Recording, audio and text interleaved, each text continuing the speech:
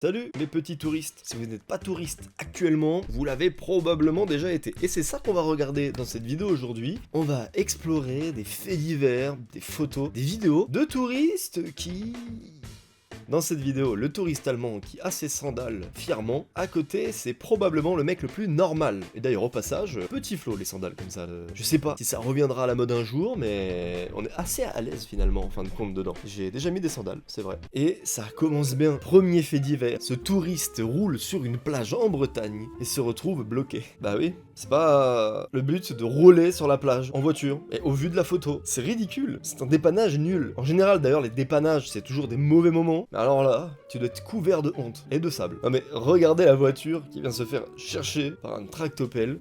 Une tractopelle. Sans mauvais jeu de mots, j'ai pas envie de l'enterrer plus que ça. Il est quand même sacrément con le mec. Ah non mais c'est oise, il nous met des raccourcis. Quand même assez logique que t'es pas censé rouler sur la plage. À aucun moment c'est censé être un raccourci. On n'est pas dans Mario Kart. Je sais qu'il y a un super circuit sur la plage de Mario Kart, mais non. Non. On commence avec une petite histoire légère et sympathique. Plus de peur que de mal. Enfin même pas de peur, c'est plutôt drôle. Et sans conséquence, mais quand même, ça fait une anecdote à raconter. Cependant, nous, on veut des trucs encore plus costauds que ça, d'accord? Fait divers suivant, dans les Landes, il manque de mourir dans un trou à la plage qu'il a lui-même creusé. Ce jeu aurait pu lui coûter la vie. Un homme de 21 ans, originaire de la région parisienne, qui s'était enseveli à la plage, a bien failli mourir. C'était sans compter sur les vacanciers qui ont formé une chaîne humaine pour le sortir du trou dans lequel il était enfermé. Plus on s'approchait, plus ça s'effondrait. C'est ce qui s'appelle creuser sa tombe. Un jeune homme qui n'a rien trouvé de mieux à faire sur une plage des Landes que de creuser un trou de 2 mètres de profondeur sur 3 mètres de large. Mais le sable a fini par lui arriver jusqu'au cou, si bien qu'il n'a pas pu en sortir.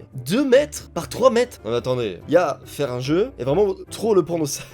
C'est chiant et long en plus à faire. Ça veut dire qu'il a commencé à quelle heure avant d'avoir son trou de 2 mètres par 3? Parce que, à raison d'une petite pelle, parce que moi, j'ai des expériences quand même en château de sable de quand j'étais petit, t'as le temps d'y réfléchir pendant que tu creuses le trou, de te dire que c'est une mauvaise idée, parce que ça prend du temps. 2 mètres par 3. Continuons, et ensuite, complètement prisonnier du sable, ce sont les secours qui ont dû le dégager de ce piège. Plus on s'approchait, plus ça s'effondrait, a expliqué un sauveteur à Sud-Ouest qui rapporte cette histoire. Les nageurs sauveteurs ont fait appel à des touristes pour leur donner un coup de main. À l'aide de pelles, ils ont pu creuser dans le dos de la victime et le saisir par les aisselles. En se tenant par les chevilles et à plat ventre, ils ont ensuite formé une chaîne humaine pour l'évacuer. Il a finalement pu être extrait sain et sauf du trou. Alors, le seul point positif de cette histoire, c'est qu'on a affaire à un bel élan de solidarité, puisque visiblement ça part d'un trou, on finit en chaîne humaine, peut-être une soirée après, tous ensemble, où ils font la chenille. Mais oui, non mais vous voyez, c'est ces photos-là qu'on voit souvent, avec les gens, il n'y a que leur tête qui dépasse. Alors, spoiler, en général, ils sont pas complètement ensevelis, ils sont couchés ou très peu enterrés, et du coup, il y a juste leur tête qui dépasse. C'est rare que les gens fassent quand même un trou de 2 mètres juste pour faire cette photo. Mais voilà, si vous êtes en vacances actuellement, ou que vous allez y aller, que vous comptez aller à la plage et creuser des trous de 2 mètres par 3, ce qui quand même est peu probable, mais si vous comptez le faire, sachez que c'est très dangereux, donc faites attention, d'accord? En ce moment, je suis pas hyper actif sur cette chaîne YouTube, mais en même temps, c'est l'été, j'ai l'impression que vous êtes un petit peu moins aussi sur les réseaux sociaux, sur YouTube, etc. Donc je me dis qu'au lieu de vous faire chier ou que je sorte des vidéos que vous n'allez peut-être pas regarder pour le moment, je ralentis un peu la cadence. Et puis peut-être que comme ça au moins je vais vous manquer.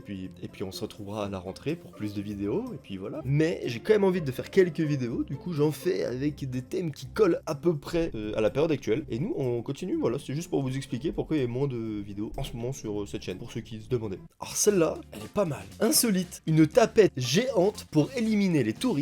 À Nice, le street art s'en prend au surtourisme. Voilà la tapette, complètement premier degré. C'est pas une tapette à souris, c'est une tapette à touristes. Au lieu du fromage, ils ont mis un cornet de glace. Franchement, si elle est fonctionnelle et que quelqu'un s'est fait avoir, c'est très rigolo. Ah ouais, d'accord, mais en plus, ils en mettent à peu près partout dans les rues de Nice, à la plage, dans les rues. Assez marrant. Beau cornet, franchement. Ouais, peut-être moins, je me fasse avoir. Par contre, est-ce qu'on peut dire que c'est un attrape-touriste? Ah bah c'est les vacances J'ai peut-être pas d'humour non plus le reste de l'année, mais en vacances il est en congé, donc c'est encore pire sûrement. Après, en soi, je trouve ça pas mal. En fin de compte, c'est un beau moyen, je trouve, de protester pacifiquement, et c'est quelque chose qui peut te marquer en vrai. Je sais pas ce que vous en pensez, moi je suis plutôt favorable à ce genre de protestation, pour le surtourisme sûrement, qui doit amener de la pollution, des déchets, etc. Et du coup, ces gens-là viennent se plaindre, mais ils le font avec ce genre d'action, et en plus de potentiellement être viral, ça transmet le message, et ça fait de mal à personne. Enfin, sauf si vous prenez le cornet de glace. Attendez, il y a une vidéo, à tout moment, je me tais, et le gars essaye de prendre la glace, se fait arracher le bras. Attendez, je vais pas parler trop vite. Ah non, ok, c'est juste qu'il prend une photo, il a pas osé. Personne ose. Est-ce que c'est fonctionnel? Non, je pense que c'est pas fonctionnel. Bon bah non, ils ont pas osé. Moi j'aurais peut-être tenté quand même. dans le doute. Je trouve ça pas si mal. Fait divers suivant ou touriste suivant. Maintenant, je suis sur un site qui répertorie des images, des vidéos de trucs drôles qu'on pourrait voir à la plage. Comme par exemple des chutes gracieuses, en effet. Celle-là, elle est prise au bon moment. Elle doit faire plutôt mal, sachant qu'il est au niveau du large. Ah, lui c'est un petit peu... C'est pas un petit peu, c'est carrément pire que le mec tout à l'heure. Là le GPS il a complètement déconné. C'est-à-dire que fallait peut-être s'arrêter avant tout de même. C'est marrant parce que là on voit la photo comme ça. Et du coup c'est la question de comment c'est arrivé. Mais c'est ce que je disais tout à l'heure. On devine que cette personne conduisait au long de la plage et a été prise dans la marée. Il n'existe pas grand chose de plus douloureux que de voir votre camion précieux lentement englouti par la mer sous vos yeux et de ne pouvoir rien y faire. Ouais bon après, qu'est-ce que tu fais ici devant des rochers qui se garent là quand même. Drôle d'endroit quand même pour stationner. Lorsqu'on n'est pas ami avec le soleil. Alors, il y a une différence entre ne pas être ami avec le soleil et clairement ne va pas à la plage. Si c'est pour y aller dans ces conditions. La personne, elle va juste prendre un coup de soleil sur les chevilles. C'est étonnant. En plus, ça donne encore plus chaud, quoi, finalement. Donc, autant rester chez soi, là. J'aime bien ce genre d'image parce qu'on peut se demander comment c'est arrivé. Pourquoi ça? Pourquoi cette photo? J'ai deux possibilités pour celle-ci. Soit c'est la daronne ou le daron qui avait pas du tout envie d'aller à la plage, mais comme tout le monde était pour et seul contre tous, t'as pas vraiment le choix, donc voilà. Deuxième solution, et ce qui est selon moi la plus probable, gueule de bois stratosphérique. Ah, j'en connais quelqu'un sous gueule de bois. Là, tu ne fais pas ça sans gueule de bois. Écoutez, chacun peut y aller de son interprétation. Moi, je partirai sur celle-ci. Ah, alors, c'est un chouïa abusé. Je suis d'accord que se faire voler ses tongs, ses claquettes, c'est ultra chiant. Mais quand même. C'est-à-dire que, en plus c'est nul, attendez, en plus tu peux l'enlever de toute façon. Ça s'arrache les tongs, parce que si vous avez déjà couru avec des tongs, souvent tu prends le pied dans le goudron là, ou t'arraches toute ta tongue, après tu la remets. C'est marrant, c'est peu dissuasif. Non, moi c'est juste rigolo, c'est surtout qu'au final si les tongs sont là, ça veut dire que la personne n'a pas ses tongs, ça veut dire qu'elle est à la plage. Là je vous avoue que j'ai pas d'explication du pourquoi, du comment, à quel moment tu mets un antivol sur tes tongs, qui d'ailleurs coûte certainement 5 € à la boutique non loin de la plage. Écoutez, ils ont pas plus d'explications que moi. La seule chose qu'ils disent c'est, on paraît que la façon de les protéger la plus efficace serait de les porter sur ses pieds. Effectivement. Danger, ne pas nager, crocodile. Un crocodile à la plage. Pas de crocodile à la plage, c'est des requins. Crocodile, c'est dans des eaux stagnantes, non? C'est dans des lacs, des marécages. Est-ce que même il y a déjà eu une photo d'un crocodile à la plage? J'ai l'impression que les crocodiles, les pauvres, ils peuvent pas avoir du bon temps, vous savez, ils sont dans des eaux sales. Ils ont pas trop de kiff, contrairement aux requins qui, eux, voilà quoi, c'est... Dans des crocodiles plage. Et bah oui, ça s'appelle les crocodiles marins. Alors maintenant, je sais pas ce que je préfère entre des crocodiles ou des requins. Crocodile va sur la terre. C'est un beau tu préfères ça. Vous préférez les requins ou les crocodiles à la plage? Si vous devez obligatoirement vous baigner. Je pense les crocodiles quand même. Ah, je dirais les crocodiles. Et vous? Alors là, c'est le touriste. Il veut pas déco. Non. Y a pas de vacances de déconnexion pour lui. Il s'est fait un bureau bien pensé. Il est en télétravail, le mec. Eh, lâche ça. Kiffe un peu. Qu'est-ce que t'es en train de nous faire là? Ce mec, ne lui parlez pas de digital detox. Je vous le dis, c'est pas pour lui. En plus, trop chiant d'être avec un ordi à la plage. Tu vois rien sur l'écran avec le soleil. Il y a du vent. Enfin, déjà, ton téléphone à la plage, c'est chiant. Alors, l'ordinateur, je connais que deux types de personnes pouvant être photographiées dans cette situation avec un ordinateur à la plage. Un mec potentiellement très addict à un jeu quelconque, ou un youtubeur. Voilà. Ça, si, maintenant que j'y pense, ça pourrait m'arriver. Avec un PC pour upload une vidéo, pourquoi pas? Et encore que... Ah oui, alors tout à l'heure, autant on nous parlait de mecs qui creusent un trou de 2 mètres par 3, belle performance, le mec nous a créé un sanctuaire, il est à 2 doigts de faire un rituel, on tient à 12 là-dedans. C'est sa plage maintenant. Je suis désolé, tout le monde déguerpit, c'est la sienne, ok? Et si vous voulez avoir le droit de vous balader sur cette plage, vous devez aller dans le sanctuaire, faire son rituel, et peut-être qu'ensuite vous pourrez. Le mec, c'est dosé. Hein. Moi, je m'étais arrêté au château de sable, visiblement des gens ont continué, et du coup sont devenus très bons. Je suis désolé, c'est à cause de gens comme ça qu'après on croit qu'il y a des aliens absolument partout. Le mec, une fois qu'il est plus là, il est parti, je vois ça, je me dis oh. En plus, le rond est super bien fait, non mais sans déconner, le mec il est pas là pour blaguer. Hein. Ah bah regardez, on a retrouvé les pieds de la personne de tout à l'heure. Aïe. Ah, ça fait trop mal en plus, un coup de soleil sur le pied. Vous avez déjà eu un coup de soleil sur le dessus du pied? Ça devient douloureux de mettre des chaussettes, sans déconner. Marcher devient un enfer. Je sais pas lequel est le pire entre le coup de soleil sur le dessus du pied ou dans le dos. Pour moi, c'est les deux pires endroits. Oh non, le coup de soleil dans le dos. Tu bouges avec le t-shirt, ça. Mais le coup de soleil sur les pieds sous-côté, parce que souvent on oublie de mettre de la crème solaire à cet endroit. On en met partout, mais pas sur les pieds. Attendez, pourquoi le reste n'a pas de coup de soleil? Parce que du coup, moi je veux bien, mais il était en pantalon, juste les pieds. J'essaie de comprendre comment ce coup de soleil est arrivé. Et pas qu'un peu, hein. Il était en pantalon, pieds nus. Ok. Là, on a affaire à deux touristes qui vont à la plage avec leur propre cage anti-requin. C'est un concept. Je sais pas. hyper convaincu, et c'est beaucoup d'investissement pour quelque chose qui est peu probable, quand même, de se faire attaquer par un requin, même si je sais que Hollywood et les films, etc. ont rendu ça assez impressionnant, en réalité c'est très peu probable, donc c'est beaucoup d'investissement pour quelque chose qui n'arrivera pas potentiellement, et surtout qui ne marchera aussi probablement sûrement pas. Là, on a typiquement la photo, comment c'est arrivé. Ça pourrait être un concept de React d'ailleurs, de voir des photos, typiquement celle-ci, comment c'est arrivé. Il y a une voiture, donc un pick-up, qui s'est bouffé un lampadaire, mais il y a aussi un bateau qui est sur ce même pick-up qui s'est pris le lampadaire, et le bateau, visiblement, ne s'est pas pris le lampadaire. Ah ok d'accord, c'est bon, j'ai vu. Regardez, à l'arrière du pick-up, il y a une remorque qui elle-même devait transporter le bateau. Voilà, la réaction en chaîne nulle. En se prenant le poteau, le bateau qui était sur la remorque à l'arrière de la voiture a foncé sur la voiture. C'est-à-dire que vraiment tu as défoncé l'avant de ta voiture, le bateau a défoncé l'arrière de ta voiture a défoncé le dessous du bateau. Ouais, faut y réfléchir, hein, faut les trouver, hein. C'est très marrant, putain. Les coups de soleil improbables. Le mec s'est endormi avec sa bouteille de Ricard, potentiellement. Mais la bouteille, hein. Le gars, il est pas là pour plaisanter. Qu'est-ce que tu fais avec un coup de soleil comme ça, Sandek? C'est très marrant, mais comment tu le contres? Parce que du coup, après, si ça bronze. Seul point positif, la bouteille est plutôt centrée sur son torse. Ça crée une symétrie.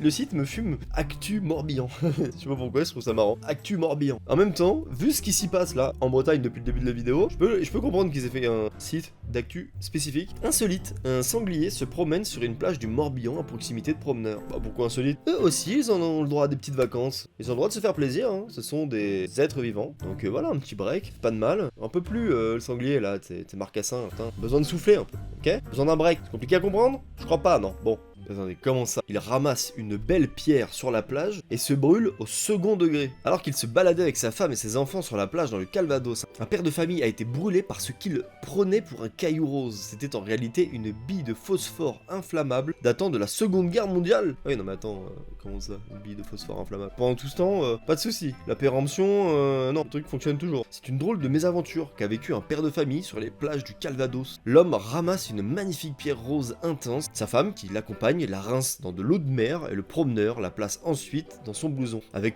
2 autres galets ramassés auparavant. Quelques centaines de mètres plus loin, la pierre s'enflamme brusquement. D'accord, donc le phosphore blanc est en effet dangereux car il a la particularité de s'enflammer quand il est sec au contact de l'air. La pierre récupérée dans de l'eau de mer a vite séché au contact de l'air et s'est enflammée par le frottement avec les galets dans sa poche.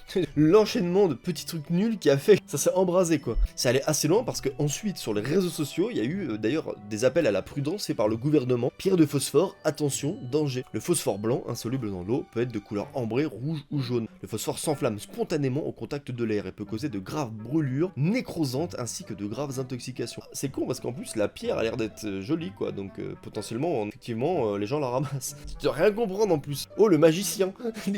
Les gars il marche la plage, il prend feu genre. Tu dois rien comprendre, bug de la matrice à ce moment-là. Mon mari prend feu, elle a rien dû comprendre. J'en rigole parce que plus de peur que de mal, mais faites attention hein, du coup, si vous trouvez des petites pierres roses. C'est soit un rubis, soit une pierre de phosphore. Qu'est-ce que je viens de lire? Un touriste français arrêté avec 41 kilos de galets d'une plage de Sardaigne dans son coffre. Il risque de devoir payer 3000 € d'amende. Il a ramené un souvenir. Et il y a 41 kilos. Vous vous rendez compte de ce que c'est 41 kilos? Mais c'est lourd. C'est chiant. Combien d'allers-retours il a fait avant d'atteindre 41 kilos? 41 kilos de galets, son coffre est rempli de galets. Ce n'est pas une simple histoire de cailloux. Un touriste français voulait ramener un souvenir particulier de son séjour en Italie. Il a été arrêté alors qu'il tentait de quitter la Sardaigne avec 41 kilos de galets de pierre dans son coffre. Il est accusé par les autorités locales de les avoir prises illégalement sur une plage de l'île. Après, l'amende, elle est pas si excessive. Une amende allant de 500 à 3000 €. Pour 41 kilos de galets, tu les revends à l'unité, franchement, je pense que ça vaut plus. Mais le mec, pour se défendre, il a dit « je voulais juste ramener un souvenir. » Quoi, c'est quand même dingue ça, on peut même plus avoir un peu de nostalgie, c'est quand même pas... C'est dingue. C'est indéfendable, c'est inexplicable. C'est un business, je sais pas. Comment reconnaître un touriste sur la plage? Voilà, elle est là. La compilation des coups de soleil. Oh, il n'y en a que 4. Oh, je suis déçu. Alors, le premier, il est normal.